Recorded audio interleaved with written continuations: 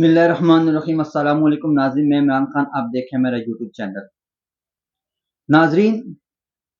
فوج کے اندر جو احتساب جاری ہے، اس کے معاملے میں جو سیاسی پارٹیاں ہیں، جس میں پاکستان تحریک انصاف، مسلم لیگ نون جو حکومت کے اندر ہے، یہ پاکستان پیپلز پارٹی، یہ تمام پارٹیاں ایک سیاسی پتے کھیل رہی ہیں۔ اب یہ جو ادارے ہیں، اداروں کے اندر جب احتساب ہوتا ہے کسی فوجی جرنیل کا، کسی بریگیڈیئر کا، تو وہ اداروں کا اندرونی معاملہ ہوتا ہے اور ان کو کرنا چاہیے،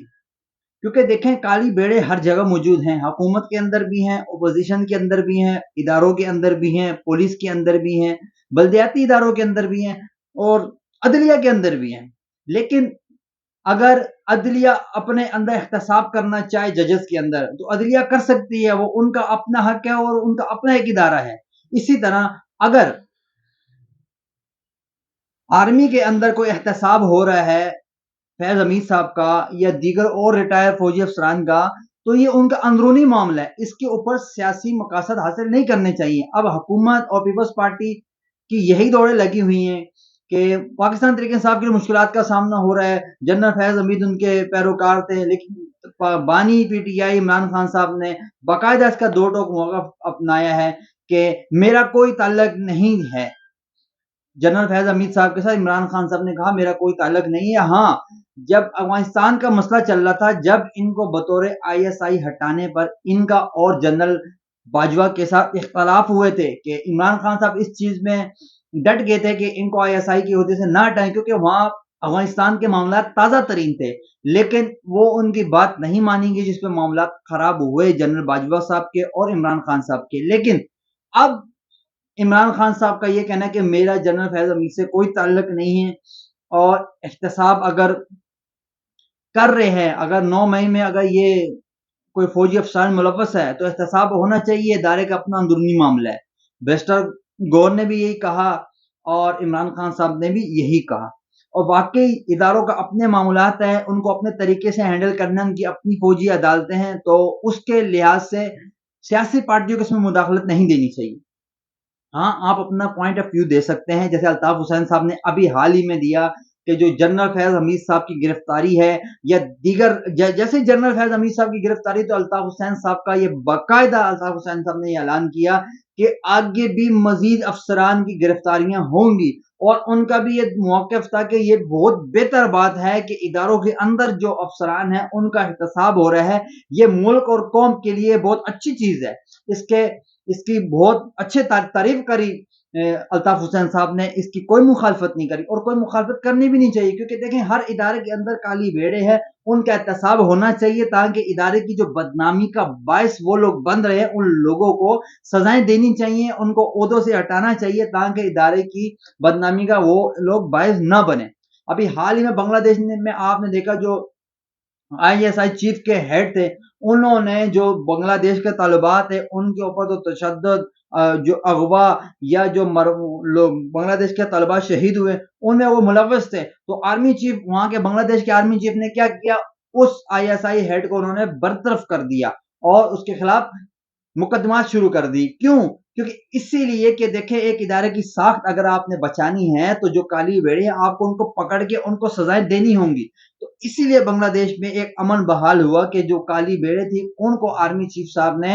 دھکا مارا اور ان کو آرمی چیف صاحب نے پیچھے کیا اور خود آگے پلیٹ فارم پہ آئے اور عوام کے ساتھ مذاکرات کرے، طلباء کے ساتھ مذاکرات کرے، جس کے نتیجے میں آج وہاں عبوری حکومت قائم ہوئی اور سارے بنگلہ دیش کے جو طلبہ ہیں وہ خوش آئین طریقے سے اب اپنی زندگی بسر کر رہے ہیں اور وہ آگے کی پریکٹیکل کے لیے سوچ رہے ہیں۔ یہی اگر پاکستان میں دیکھا جائے، پاکستان میں احتساب نہیں ہوتا، اسی وجہ سے پاکستان میں ہر چیز کی مداخلت بھی ہوتی ہے، کبھی امریکہ کی مداخلت ہو رہی ہے، کبھی بھارت کی مداخلت ہو رہی ہے، کبھی اسرائیل کی مداخلت ہو رہی ہے۔ یہ تمام چیزیں اسی وجوہات سے ہو رہی ہیں کیونکہ ہمارے اندر، ہمارے اداروں کے اندر، ہماری حکومتوں کے اندر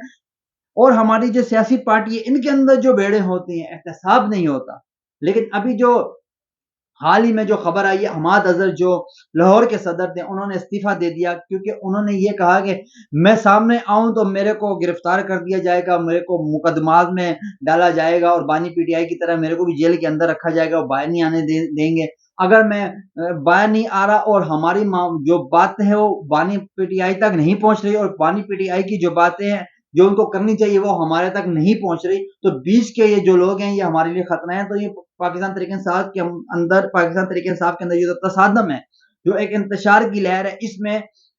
نہ صرف حماد اظہر صاحب بلکہ دو اور لاہور ڈویژن کے اندر جو لوگ دو اور تھے ان کے رہنما جو انہوں نے بھی استعفیٰ دے دیا۔ 3 استعفے پاکستان تحریک انصاف کی طرف سے یہ آئے ہیں، کیونکہ یہ اس وجہ سے آئے کہ ان کی جو معاملات تھے، جو ان کی باتیں بانی پی ٹی آئی تک نہیں پہنچ رہی۔ دوسری جانب شیر افضل مروت صاحب نے شبلی فراز کے استعفے کا بھی مطالبہ کیا کہ ان کو بھی استعفیٰ دینا چاہیے، کہ یہ بھی پاکستان تحریک انصاف کے لیے بہتر انسان نہیں ہے۔ اور اس کے ساتھ ساتھ جس طرح اب ارشد ندیم صاحب کراچی میں آئے اور ان کو انعامات کی ان کے اوپر بارش ہوئی، اس میں گورنر ہاؤس میں ایک تقریب منعقد کی گئی جس میں کمانڈ استوری صاحب نے ان کو بلایا، اور اس میں کراچی کے نامور شخصیات جو کاروباری لوگ تھے انہوں نے انعامات دیے، اور علی شیخانی جو حال ہی میں کے الیکٹرک خریدنا چاہ رہے تھے انہوں نے ان کو 92 لاکھ کا انعام دیا، اور انعامات کی ان کے اوپر بارش ہوئی۔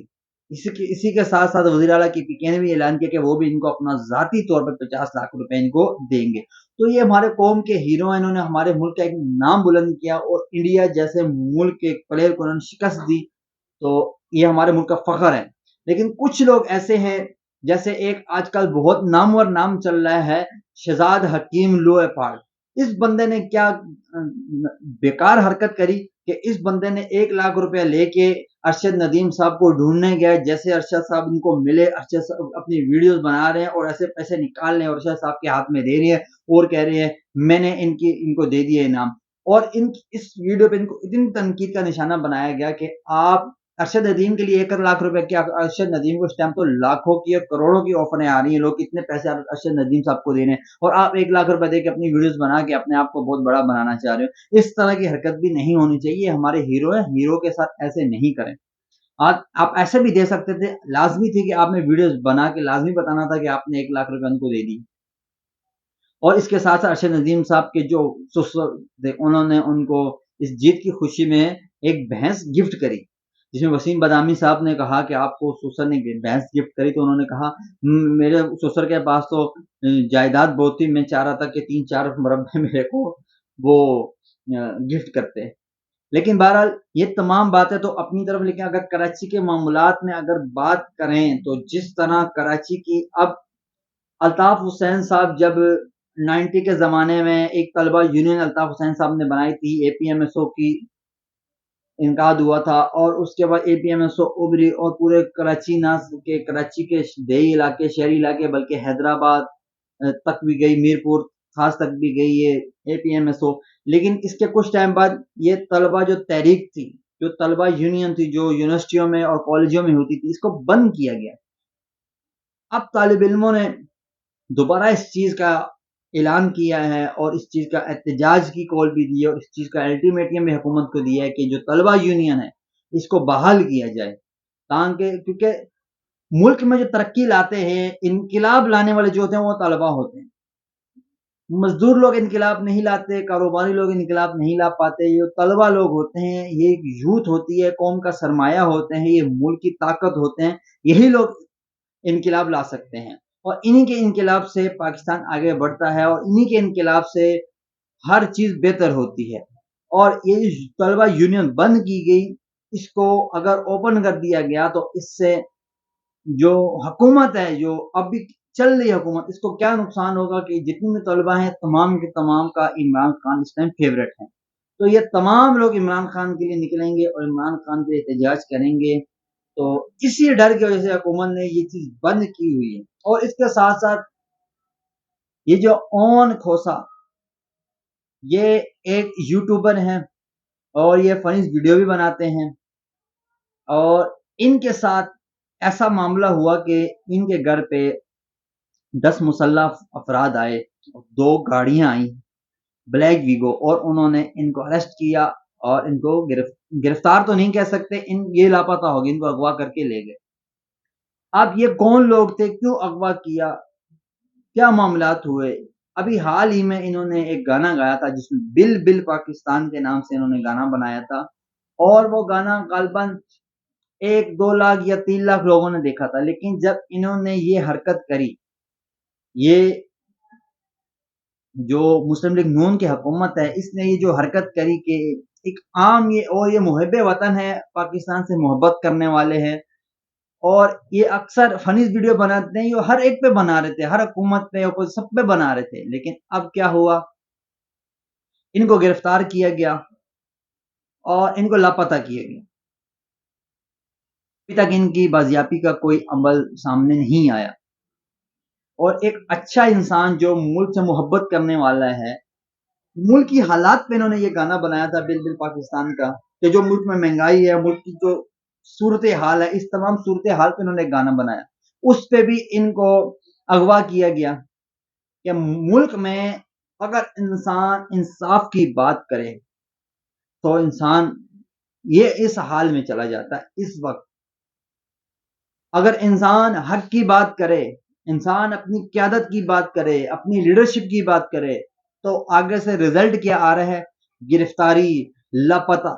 यही लापता, यही अगवा, इसी चीज पे अल्ताफ हुसैन साहब माजी में तड़पते रहे, हड़तालें करते रहे, भूख हड़तालें करते रहे, एहतजाज करते रहे। किस वजह से? इसी वजह से कि माजी में भी जो एमकेएम के कारकुनान होते थे, जो जिनकी वाबस्तगी उस टाइम अल्ताफ हुसैन साहब के साथ होती थी, जब एमकेएम सिर्फ एक ही थी, तो ये कारकुनान लापता हो जाते थे, रातों रात ये घरों से गायब हो जाते थे, टारगेट किलिंग हो जाती थी इनका कारकुनान की। तो इन्हीं चीजों पे अल्ताफ हुसैन साहब एहतजाज भी करते थे, भूख हड़ताल भी करते थे और मार्च भी करते थे। लेकिन उसके बावजूद इनकी ये चीजें नहीं मानी गई, जिसकी बिना पे 22 अगस्त 2016 का ये एक बहुत खौफनाक वाकया पेश आया, जिसमें कराची के अंदर एक कराची की सियासत का बादशाह, जिसका पूरे कराची में होल्ड था, उस सियासत के बादशाह की से लाताल्लुकी का इजहार किया गया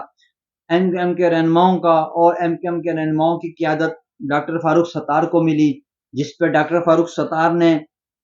एमकेएम छोड़ने का ऐलान किया, इस्तीफा देने का ऐलान किया। फिर एहतजाज हुआ कारकुनान की तरफ से, फिर हंगामे हुए। उस सूरत को देखते हुए रेंजर्स ने एक्शन लिया और फारूक सत्तार को गिरफ्तार किया, जिसके मुकाबले में उसके बाद फिर रेंजर्स को इख्तियारात मिल गए ऑपरेशन के, और रेंजर ने तवील ऑपरेशन करा। 11,000 रेड्स एमक्यूएम के ऊपर लगी, जिसमें एमक्यूएम के कई जगहों से असले, कई जगहों से बारूद और कई कारकुनान टारगेट किलिंग भी गिरफ्तार हुए। और कराची का अमन, जिसमें बोरीबंद लाशें, टारगेट किलिंग हो रही थी, उस कराची को अमन को बहाल किया गया। लेकिन इस अमन को बहाल करने के बाद जिस तेजी से क्राइम बढ़े, एक तरफ तो वो अमन बहाल हुआ जिसमें सियासी टारगेट किलिंग हो रही थी, कि एमकेएम के कारकुनान का कत्ल कोई दूसरी सियासी जमात करती थी, उस जमात का कत्ल एमकेएम के कारकुनान कर लेते थे। लेकिन इसके बाद क्या हुआ, कराची एक अमन की तरफ आया। लेकिन उस अमन के बाद किस तरह कराची बेदर्दी से लूटा गया? एक तो हुक्मरानों ने लूटा, दूसरा यहाँ के गैर मुकामी जो डकैत, उन लोगों ने कराची को लूटा, कराची वालों को लूटा, दुकानदारों को लूटा, दूध वालों को लूटा, रक्शे वालों को, ठेले वालों को, फैमिलीज को, बाइक वालों को लूट लूट के ले गए। और यही अगर माजी में देखे, अगर अल्ताफ हुसैन साहब का जब होल्ड था कराची में, तो ये चीजें बिल्कुल भी नहीं थी। मैं हर व्लॉग में ये इसलिए कह रहा हूँ कि कराची में ये जो बढ़ती टारगेट किलिंग और जो बढ़ते वाकयात हो रहे हैं डकैती के, मज़ामत पे कत्ल हो जाते हैं, मज़ामत ना करो तो अपने नकदी सामान से और अपनी कीमती अशिया से महरूम हो जाते हैं, ये चीज कब तक चलेगी? इन चीजों से मायूस होके लोग इदारों पे एतमाद करना लोगों ने छोड़ दिया है। सिंध पुलिस पे एतमाद करना लोगों ने छोड़ दिया है। इस सिंध हुकूमत पे एतमाद करना लोगों ने छोड़ दिया है। यहाँ तक कि एमकेएम पाकिस्तान के जो अपने एमएनएज एमपीएज हैं, इन पे लोगों ने एतमाद करना छोड़ दिया है कि इनकी कौमी असम्बलियों में और सूबाई असम्बलियों में حکومتوں کے اندر بیٹھنے کے باوجود کراچی کے مسائل حل نہیں ہو رہے، لوگوں کا اعتماد ان لوگوں سے اٹھ گیا۔